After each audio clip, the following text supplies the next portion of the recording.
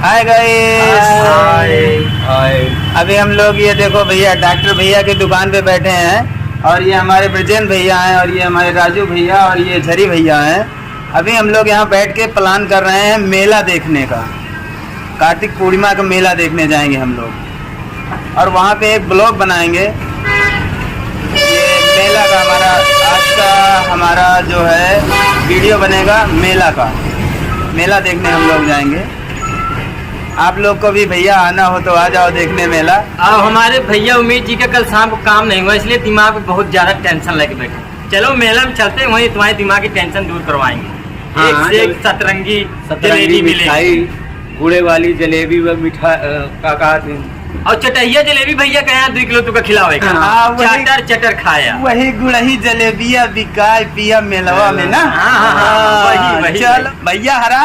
अरे अगर भाई तू कुछ जलेबी खाए खोए जलेबी खाए खोए भैया हरा दबावा चला मेला जलेबी खवाए लाई। मेला चलवा नहीं चला।